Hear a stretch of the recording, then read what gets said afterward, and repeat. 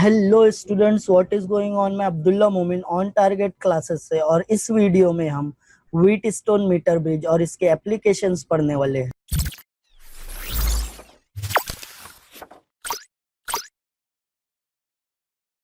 अगर आप इस चैनल पर पहली बार आए हो और आप फिजिक्स सीखना चाहते हो, specially class 11th and class 12 का syllabus with some amazing animation and simulation, तो इस चैनल को जरूर सब्सक्राइब करो और बेल आइकन भी प्रेस करो ताकि आपको न्यू वीडियोस की नोटिफिकेशन मिलती रहे। तो इस वीडियो में हम सबसे पहले construction of Wheatstone meter bridge देखेंगे, उसके बाद हम बैलेंसिंग कंडीशन ऑब्टेन करेंगे और लास्ट में हम एप्लीकेशन ऑफ व्हीटस्टोन ब्रिज समझने वाले हैं with the help of one experiment, that is meter bridge experiment. तो सबसे पहले हम कंस्ट्रक्शन ऑफ व्हीटस्टोन ब्रिज देख लेते हैं। तो ये आपको स्क्रीन पे अभी जो डायग्राम दिख रहा है, ये व्हीटस्टोन ब्रिज है।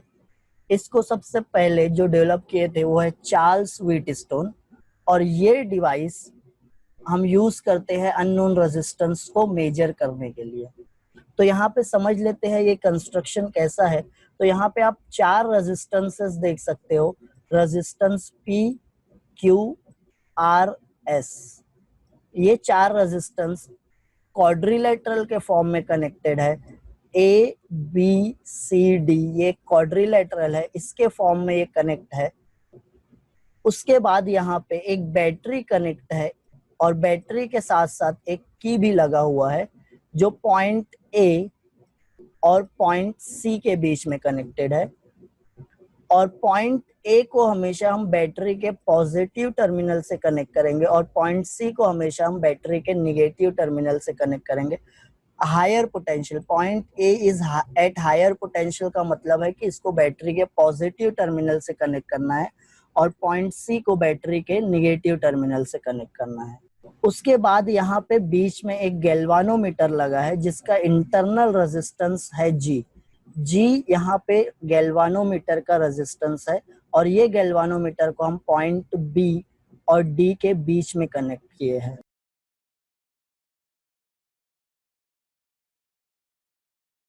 अब बैलेंसिंग कंडीशन कैसे ऑब्टेन करना है व्हीटस्टोन ब्रिज की, वो देख लेते हैं। तो ये आपका व्हीटस्टोन ब्रिज है। इसमें क्या करते हैं हम, एक लूप है ए बी डी ए। ये जो लूप है इसमें हम किरचॉफ वोल्टेज लॉ या किरचॉफ सेकंड लॉ अप्लाई कर रहे हैं। और लास्ट वीडियो में हमने किरचॉफ फर्स्ट लॉ और सेकंड लॉ को डिटेल में पढ़ा था। अगर अभी तक आपने वो वीडियो नहीं देखा है तो पहले जाके वो वीडियो देखिए, आपको लिंक डिस्क्रिप्शन में मिल जाएगा।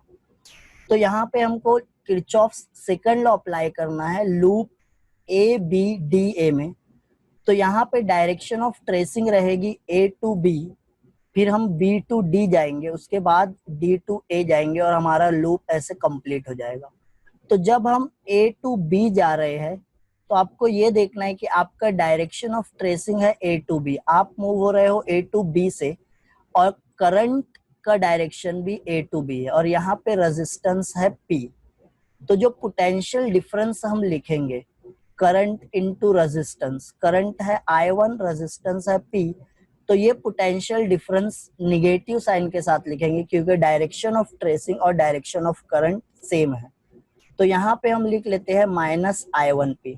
फिर उसके बाद हम लूप में B टू D जाने वाले हैं, और जब आप B टू D जा रहे हो तो डायरेक्शन ऑफ ट्रेसिंग आपका है B टू D, और डायरेक्शन ऑफ करंट यहाँ पे सेम है। तो डायरेक्शन ऑफ ट्रेसिंग और डायरेक्शन ऑफ करंट सेम होता है, तो जब हम पोटेंशियल डिफरेंस लिखेंगे तो निगेटिव साइन के साथ लिखेंगे। पोटेंशियल डिफरेंस मतलब करंट इनटू रेजिस्टेंस। यहाँ पे करंट IG है और रेजिस्टेंस G है, तो मैं -IG इंटू G लिखूंगा।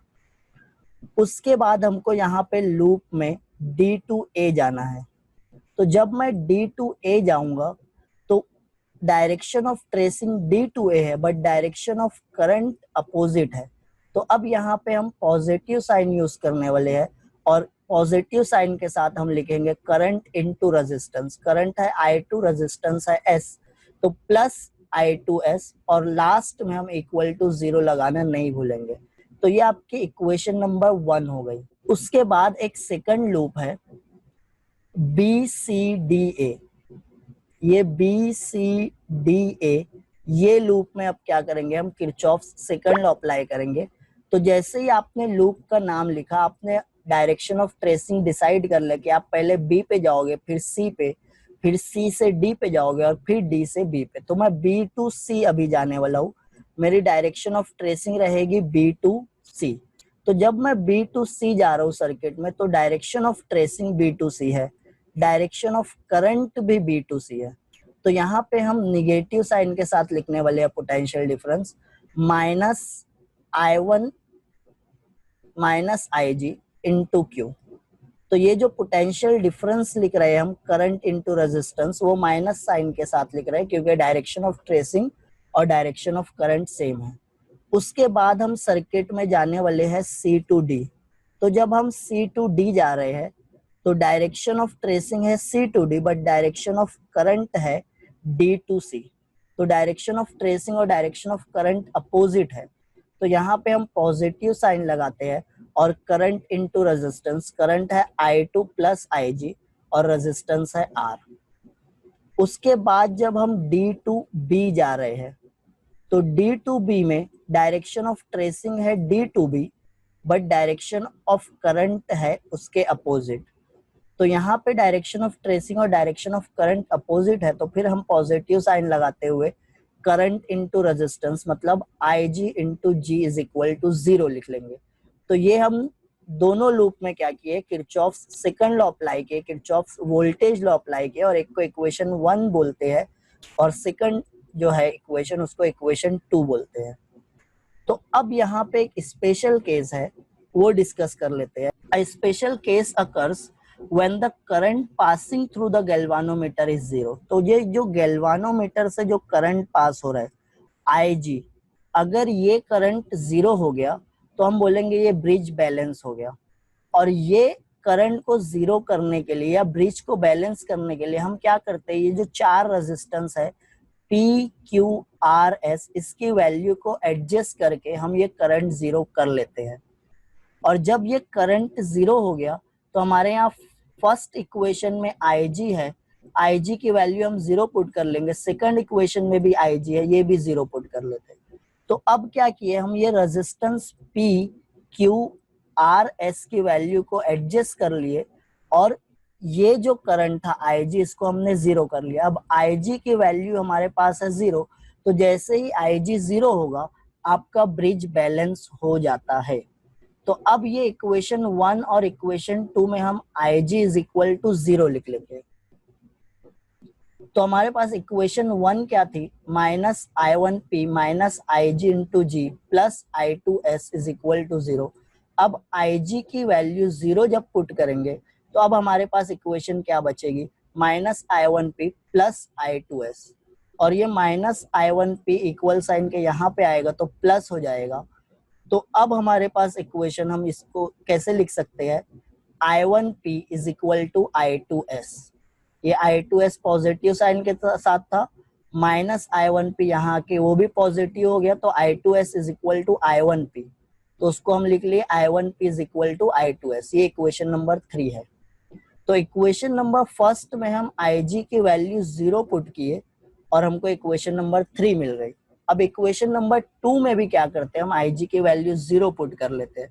तो अब ये टर्म 0 हो जाएगा और आपके पास क्या बचने वाला है, ये IG की वैल्यू भी 0 पुट करोगे, ये जो IG है इसकी जगह भी हम 0 पुट करेंगे। तो अब इक्वेशन क्या हो जाएगी, minus I1Q plus I2R is equal to 0। और माइनस I1Q इक्वल साइन के यहाँ पे आएगा दूसरे साइड, तो प्लस I1Q हो जाएगा। तो I1Q is equal to I2R लिख लेते हैं। तो इक्वेशन नंबर 2 में जब हम IG की वैल्यू 0 पुट किए, तो हमको इक्वेशन नंबर 4 मिल गई।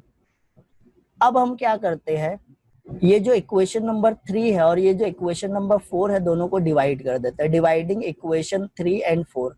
तो जब इक्वेशन 3 और 4 को डिवाइड करोगे, तो आप देख रहे हो लेफ्ट हैंड साइड में I1 और I1 कैंसिल हो जाएगा, राइट हैंड साइड में I2 और I2 कैंसिल हो गया। आपको अब क्या मिलेगा, P divided by Q is equal to S upon R।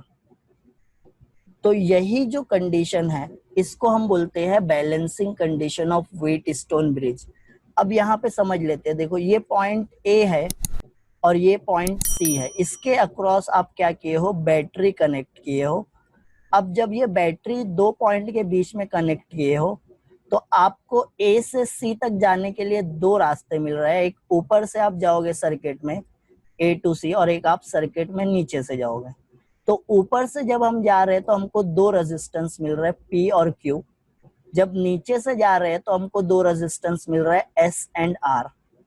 तो ऊपर से जब जा रहे हैं तो ये दोनों रेजिस्टेंस का रेशो मतलब पी और क्यू का रेशो, और जब नीचे से जाते हैं हम तो एस और आर का रेशो, ये दोनों रेशो क्या हो जाएगा, इक्वल हो जाएगा। तो ऊपर के रेजिस्टेंसेस का रेशो इज इक्वल टू नीचे के रेजिस्टेंसेस का रेशो। यही आपकी है बैलेंसिंग कंडीशन। जब व्हीट स्टोन ब्रिज बैलेंस हो जाता है तो यहाँ पे जो दो पॉइंट के बीच में बैटरी कनेक्ट किए है, वो दो पॉइंट के बीच में जो रेजिस्टेंसेस का रेशो है, ऊपर के पाथ से जब आप जाओगे तो रेजिस्टेंस मिलेगा पी और क्यू, ये दोनों का रेशो इज इक्वल टू नीचे के पाथ से जाओगे तो आपको रेजिस्टेंसेस मिलेगा एस और आर, ये दोनों का रेशो इक्वल रहेगा। तो ये है आपकी बैलेंसिंग कंडीशन। अब इसके बाद हम application of wheat stone bridge पढ़ने वाले हैं, और यहाँ पे हम एक एक्सपेरिमेंट को डिटेल में पढ़ेंगे, मीटर ब्रिज एक्सपेरिमेंट। तो मीटर ब्रिज एक्सपेरिमेंट ये जो है ये एक्सपेरिमेंटल सेटअप है। यहाँ पे एक डिवाइस यूज करते हैं हम जिसको हम मीटर ब्रिज बोलते हैं। अब ये मीटर ब्रिज एक्चुअल में जब आप जाओगे फिजिक्स लैब में तो यूज करने वाले हो, कुछ ऐसा दिखता है। ये मीटर ब्रिज एक वुडन बॉक्स है, उस पे कुछ ये मेटल स्ट्रिप्स लगी हुई है। ये जो आप देख रहे हो ये मेटल स्ट्रिप्स है, और ये आप स्केल देख सकते हो, एक मीटर स्केल लगी हुई है। तो यहाँ पे हम समझ लेते हैं कि सर्किट में क्या क्या। यहाँ पे मेटल स्ट्रिप्स को ऐसे कनेक्ट किया है कि बीच में दो गैप मिला है। एक गैप लेफ्ट साइड में मिला है तो उसको हम लेफ्ट गैप बोलेंगे, यहाँ पे एलजी से डिनोट किया है। एक राइट साइड में गैप है तो उसको यहाँ पे आरजी बोलते हैं। तो ये सर्किट में जो नीचे है ये ईएमएफ है, ईएमएफ के साथ एक की लगा है और की के साथ एक रियोस्टेट लगा है। तो यहाँ पे length of the wire A B, ये जो पॉइंट ए देख रहे हो आप और ये जो पॉइंट बी है, इसके बीच में एक वायर कनेक्ट है। ये ए से बी तक एक वायर गया है और ये वायर की लेंथ हमेशा 1 मीटर रखते हैं। 1 मीटर मतलब 100 सेंटीमीटर। तो यहाँ पे आप देख सकते हो नीचे डायग्राम में ये एक स्क्रू है और ये एक स्क्रू है और ये स्केल लगी हुई है। ये स्केल है 1 मीटर की, तो और यही स्केल के ऊपर हम एक वायर लगा दिए है। ये वायर है पॉइंट ए और बी के बीच में। तो आप बोल सकते हो ये है पॉइंट ए और ये है पॉइंट बी। पॉइंट ए से बी तक जो वायर है उसकी लेंथ है 1 मीटर। उसके बाद एक सेल लगा है बैटरी ईएमएफ, ये ई सेल और बैटरी है। ये यहाँ पे हम कनेक्ट कर देते हैं एक सेल। पॉइंट ए को हमेशा हायर पोटेंशियल रखना है, पॉइंट बी को हमेशा लोअर पोटेंशियल।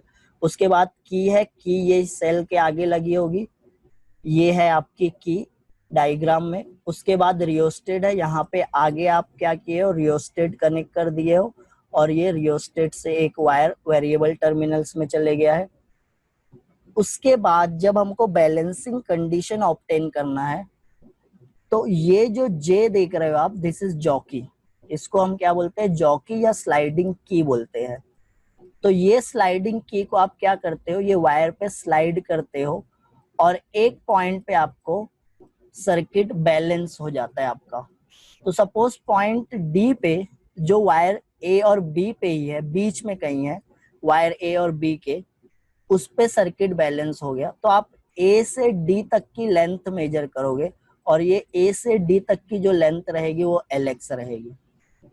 उसके बाद जो नेक्स्ट है डी से बी तक जो लेंथ रहेगी वो एलआर रहेगी। फिर यहाँ पे सर्किट में जो लेफ्ट गैप है, लेफ्ट गैप में हम रेजिस्टेंस एक्स कनेक्ट किए और ये रेजिस्टेंस अननोन है, इसी की वैल्यू हमको फाइंड आउट करना है।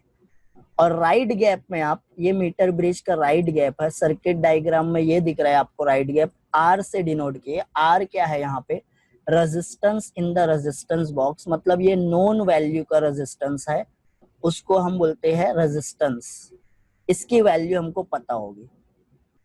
तो अब यहाँ पे ये जो आप स्क्रीन पे डायग्राम देख रहे हो, this is the actual setup of meter bridge. जब आप फिजिक्स लैब में ये एक्सपेरिमेंट करोगे तो आपको कुछ ऐसा अपैरेटस दिखेगा।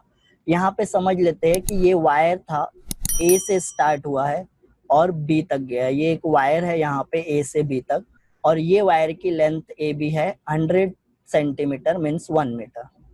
फिर उसके बाद यहाँ पे ईएमएफ है, सेल है, बैटरी है, और उसके बाद यहाँ पे की देख रहे हो आप, के से डिनोट कर रहे हैं।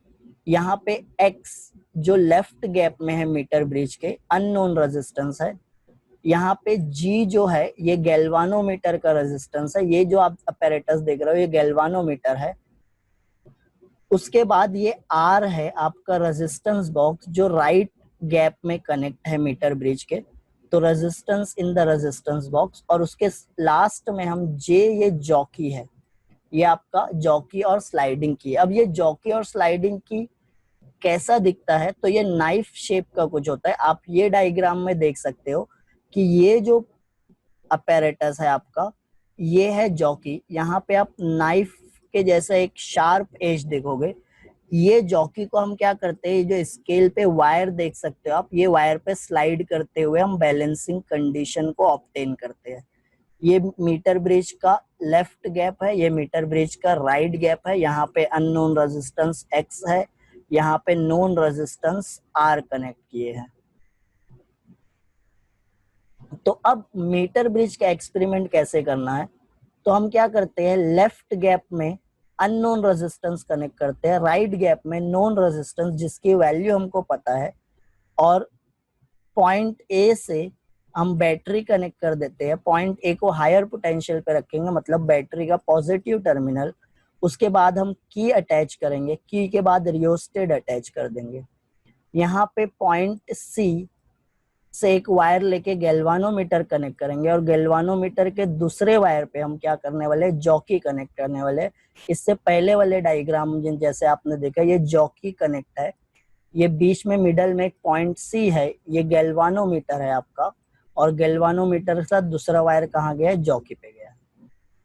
तो अब यहाँ पे हम क्या बोलते हैं कि length of the wire A D, ये जो ए से डी तक है, ये जो वायर की लेंथ है इसको हम एलएक्स लिखेंगे।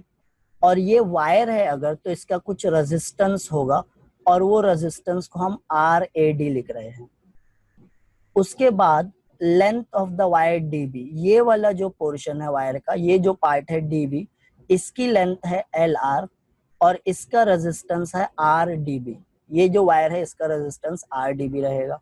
उसके बाद यहाँ पे एक्स अननोन रेजिस्टेंस है जिसकी वैल्यू हमको फाइंड आउट करना है, और आर नोन रेजिस्टेंस है जो रेजिस्टेंस बॉक्स में हम वैल्यू चूज करेंगे, वो वैल्यू। तो according to balancing condition, balancing condition हम पढ़े हैं व्हीटस्टोन ब्रिज की।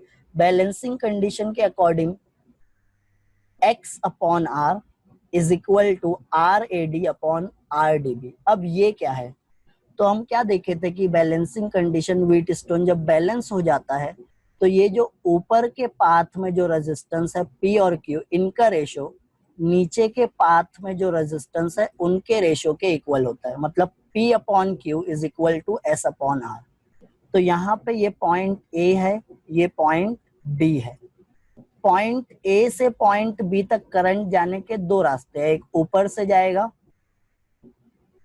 ये जो मेटल स्ट्रिप्स लगी थी उससे रेजिस्टेंस से होते हुए पॉइंट बी पे जाएगा, और एक ये मेटेलिक वायर जो लगा था इसके थ्रू जाने वाला है। तो ए से बी तक करंट जाने के दो पाथ है, और जब हम ऊपर से जाते हैं तो हमको दो रेजिस्टेंस मिलता है, एक रेजिस्टेंस एक्स और एक रेजिस्टेंस आर। जब नीचे से जा रहे हैं तो वायर दो पार्ट में डिवाइड है, एक ए डी और एक डी बी, और ए डी का रेजिस्टेंस है आर ए डी और डी बी का रेजिस्टेंस है आर डी बी। तो ऊपर से जब करंट फ्लो हो रहा है तो उसको दो रेजिस्टेंस मिल रहा है, एक एक्स और एक आर।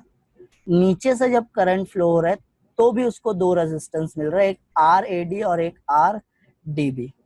तो यहाँ पे जैसा हमने देखा था व्हीटस्टोन नेटवर्क में, ऊपर के रेजिस्टेंस का रेशो इज इक्वल टू नीचे के रेजिस्टेंस का रेशो, तो यहाँ भी वही है।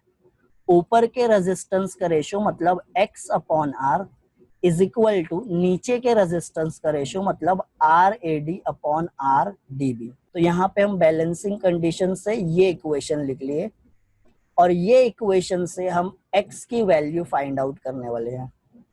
R है नोन रेजिस्टेंस जिसकी वैल्यू हमको पता रहेगी, बट ये जो वायर AD है उसका रेजिस्टेंस कैसे फाइंड आउट करेंगे, वायर DB का रेजिस्टेंस कैसे फाइंड आउट करेंगे। तो ये जो वायर AD है इसका रेजिस्टेंस और वायर DB है इसका रेजिस्टेंस फाइंड आउट करने के लिए हम क्या करते हैं, रेजिस्टिविटी ऑफ द वायर, ये फॉर्मूला रेजिस्टिविटी रो का फॉर्मूला है हमारे पास RA/L।